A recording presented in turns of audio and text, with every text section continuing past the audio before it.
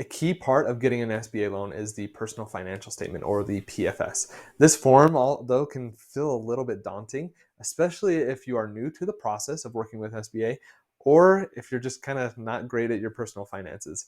In today's video, I'm going to give you a full tutorial on how to fill out a PFS for your SBA loan. Hi everybody, I'm Brandon Gustafson. I own and operate 2 assisted living facilities, and I created this channel to help people just like you learn the ins and outs of investing in assisted living. Welcome to Assisted Living Investing.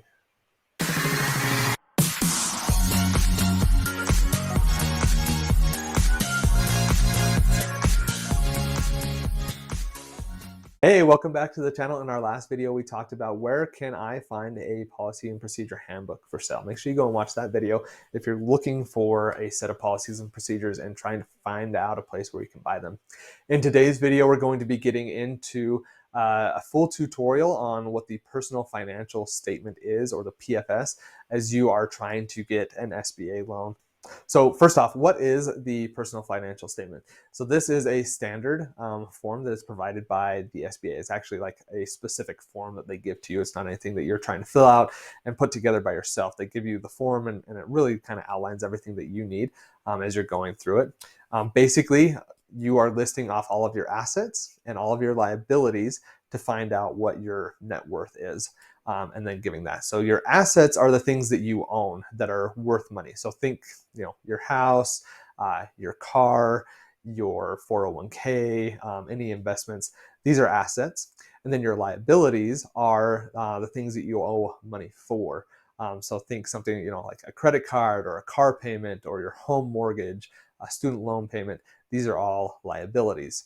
And so you're just kind of listing them out in the PFS. There are kind of 2 big main sections that you need to fill out. Number 1 is those high-level numbers. So my assets are XYZ, my liabilities are ABC, and just the really high-level numbers of what those are. If they give you the categories so that you can fill them out, it's really simple. The next part is a little bit more lengthy, and you are giving more line item detail about your specific assets and liabilities. I owe this much on my school loan. I owe this much on a credit card. My house is worth this much. This is where it's located. It's worth this much, and I owe this much on the mortgage, those types of things. And so it's allowing you to kind of put that information in there and break it down so that they can go in and just make sure that they're comfortable with you as a person and your net worth in getting access to the funding that they're going to provide you with through the SBA loan.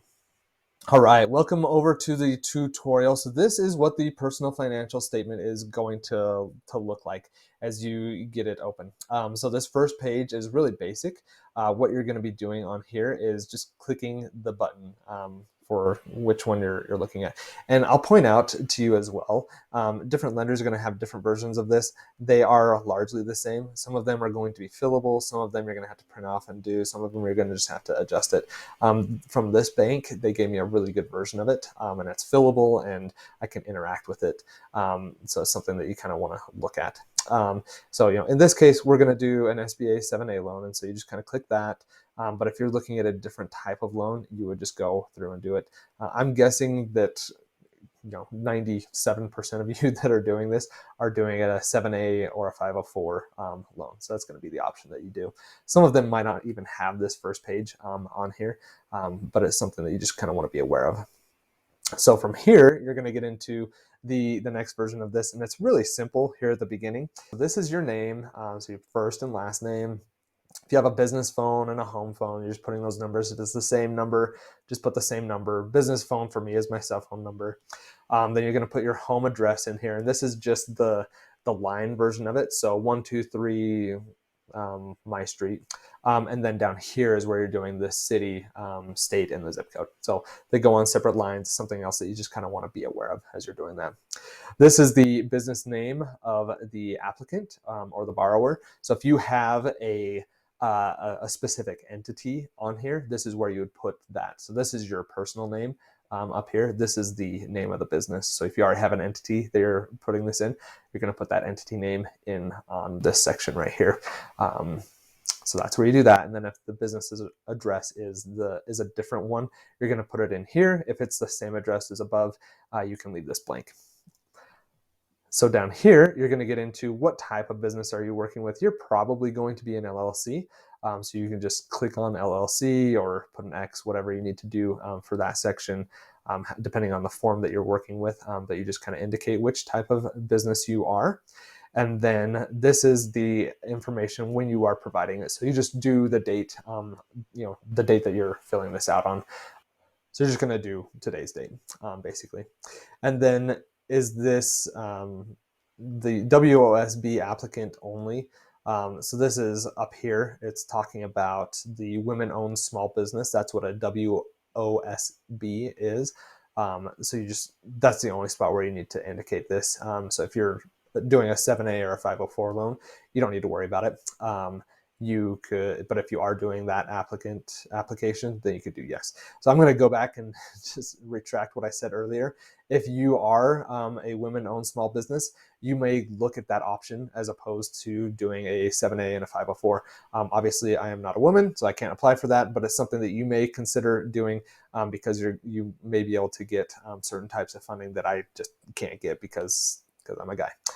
So it's just something that you may want to look at, talk to the lender about the pros and cons of that type of a loan. Everything else in here is going to be the same. So I retract what I said in saying 97% of you are going to do this. It's probably like, 70, 80% are going to do this. And then maybe a handful of people will end up doing this one. But it's talking with the lender, what's going to work for me, what's going to be best for me. So I apologize for that. As we get down here into the assets column, so this is cash on hand and in banks, and then savings accounts. Nobody's going to go in and audit this information. I typically just put my cash in hand, checking, savings account, everything I just put into the first one. But if you wanted to break it out and have it be a certain saving account, then you could do that. If you've got a CD or something like that, maybe you're putting it in as a separate account here. If you have an IRA, you're going to do that. This is accounts and notes receivable. So if somebody owes you money, a business owns money, and you can see here, so this is described in section 5, section 8. We're going to get that down into that here in just a minute. But you are just putting the amount in here, and then down in those separate sections, you're going to be putting in more specifics around what it is. Life insurance, this is only cash value. So if you have just a term life insurance and it doesn't have any cash value, you're not going to add anything here. This is only if you have a cash value life insurance. Your stocks and bonds, if you have any of those, you're going to put the cash value of those. Same with your real estate. This is not asking you for how much equity you have in your house. It is how much your house appraises for, what it's worth. You don't need to necessarily go and get an appraisal for it.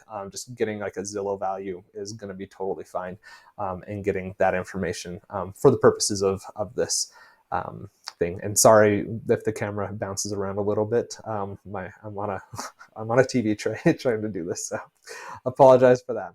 Automobiles, same thing. So if you just got on kellybluebook.com and got the value of your car, doesn't need to be specific, just kind of a rough number, that's going to be sufficient.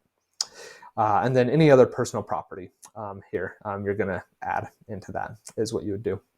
And then any other assets, you're going to add that. Some of these forms are going to automatically tally the amount that you're putting in here. They'll automatically do it, so it gives you a total. Some of them won't do that, and so you'll just have to go do a calculator on the other side and get that information and put it in here. The other thing that I'll point out is it says to omit cents. So if you had $5,267.29, you're going to just leave off that 29 cents here on the cash on hand. That's what that means. Now, accounts payable is going to be, if you owe somebody money, it's going to go up here.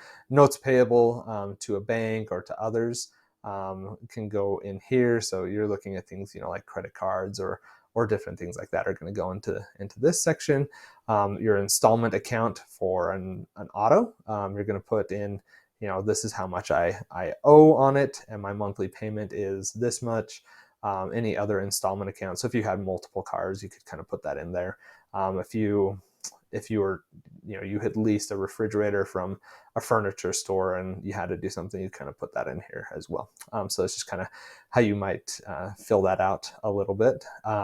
If you have any loans against your life insurance policy, so you have a cash value life insurance and then you have put in a loan against it, you would kind of put that in there. That's a liability. your mortgage on your real estate. So this one on the real estate, you are putting in that Zillow value. This is getting your statement and seeing how much do I owe on the house at that point. So you're putting that in there. Any unpaid taxes that you have, any other liabilities that you might have, and you would describe these again down here in section 7. So this is a really good spot to like put your school loans in, for example. Then this one, this specific form does not tally up total liabilities, so I would just pull in a calculator, add all of those up, and that gives me my total liabilities. Now your total liabilities plus your net worth should equal the total number in this column. So this one and this one should be the exact same. This right here is a sum of all of these, and this net worth is this number minus this number. So that's your net worth. Is kind of how the net worth works here in the sheet. That's how you can figure out what your net worth is, which is kind of a fun thing to do and get familiar with. So right here, section 1, we'll get into the sections now. Section 1 is your salary. How much do you make? Do you make any investment income? Do you make any real estate income? And do you make any other income? And these are your contingent liabilities as an endorser or a co-maker, legal claims and judgments, provision for federal tax income, and any other special debt. So any other debt that you might need to throw in here is where you're going to put it. And then if you are doing any other income, you need to make sure you're listing it out in here. So if you did this other income and you're getting money from some kind of investment or a different business or a side hustle or something like that, you want to make sure you're listing it out here, how much money you're making in there, so they can count it towards your total income. It's just going to benefit you if you have additional income in there. Now, section 2 is notes payable to banks and others. So this is like where I would put in my credit cards. So, I put in a Chase credit card. My original balance, I usually just put in 0 here because it's just a credit card, sorry. And then the current balance, how much I owe, what the payment amount is, monthly. If it's a credit card, you're doing unsecured is what it is. If it's a HELOC or something like that, a home equity line of credit, you would put in the real estate or whatever it is that you need to put in there. So that's kind of what you're putting in here for section 2, the notes payable to banks and others. Number 3 is your stocks and bonds. So if you have any stocks and bonds, you're putting in here, these are the number of shares, securities, costs, etc. You're putting all of this information in here, the market value, quotation exchange, the date of quotation exchange, and then your total value. So it's just gonna, these are your assets. They want to make sure they know how much you have available. It does not necessarily mean that they're like putting a lien against your stocks and bonds or your 401k or anything like that. Generally, you don't have enough money in there anyways for it to really make it worth it for them, and it's just kind of a hassle, and so they don't do that. But they want to know how much is in it to see how liquid you could become if you absolutely needed to be. Number 4 is going to be real estate owned.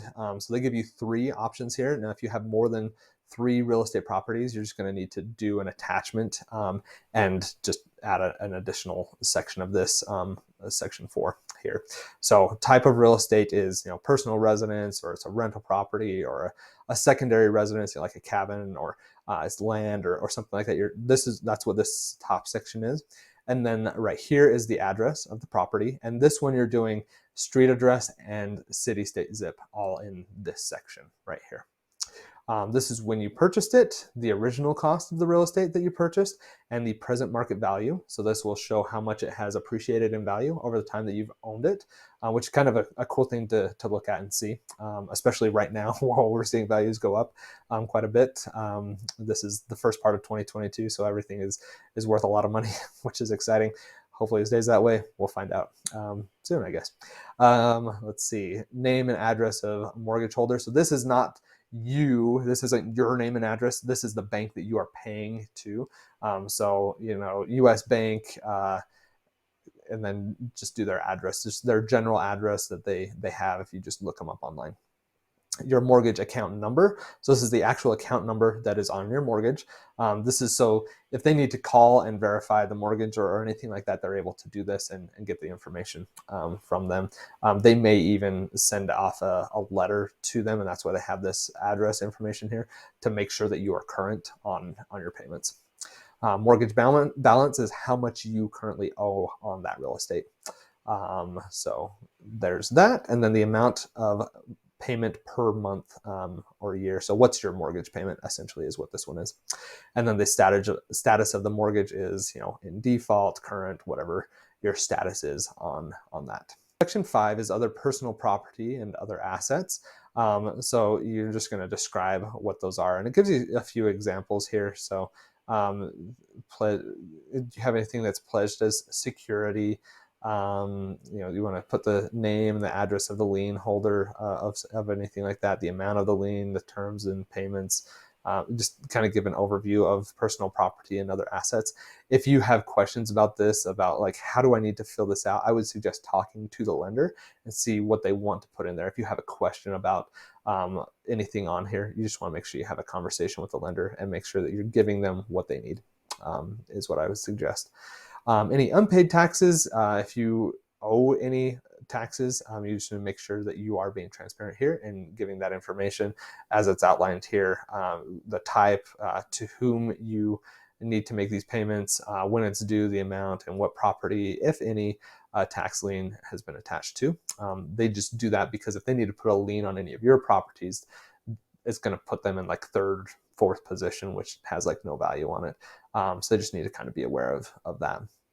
This is any other liabilities. So you're just going to describe this in detail. So this is like, if you have school loans, this is a good spot to do it. Section 7 right here in other liabilities. Section 8 is life insurance held. So I have a cash value life insurance that's worth $100,000 and I was using 50,000 of it to do another investment. And so you just kind of put that in here. And then down here at the bottom is just where you sign and date it. So something that's really important for you to understand, if you are married, you actually need to have your spouse also do this because they are putting their information into it. If you're married filing jointly, specifically, you are viewed by the government as a single entity. So you need to have this information from both you and your spouse to make sure it's on here. So you're just printing the name here, the date that you're just printing the name here. You're doing the date of when you have filled this out and then a social security number of you and your spouse. Then it does need to be a wet signature in my experience. So you need to print it off and actually sign it and then scan it back in. And the rest of the form is just a bunch of words. You can read it, and I would suggest if this is the first time you're doing it, that you do read it because it's giving you a lot of information about how they use it, what they're checking against, and things like that. But if you are doing this and you're pretty comfortable filling out the PFS statement, I've done a lot of these over the last couple of years, then you don't necessarily need to read through all of it. It's good to skim it, make sure that everything's up to date, they haven't changed anything, but largely it's going to stay the same. But yeah, that is how you fill out a PFS, a personal financial statement for an SBA loan. Hope this tutorial was helpful for you. I hope that tutorial was helpful. If it was, make sure you smash that like button and subscribe to the video. This is going to allow other people to kind of find this content and this information to help them as they're trying to get on their own journey to get into assisted living. In our next video, we're going to be getting into how to fill out an SBA 1919 form, specifically Section 1. So this is another form that you're going to have to do as you're getting SBA funding in place. So we're going to get into that in our next video. If you are interested in learning more about investing in assisted living, make sure you visit me on assistedlivinginvesting.net. I have free resources over there. You can schedule a call with me. We can chat about the process of getting an SBA loan as you're going through this to purchase your own facility. And remember, it doesn't take a lot, just a little bit. Just keep going, keep making progress step by step by step. If you do and you're consistent, I promise you that you will be successful. Thanks for watching and have a great day.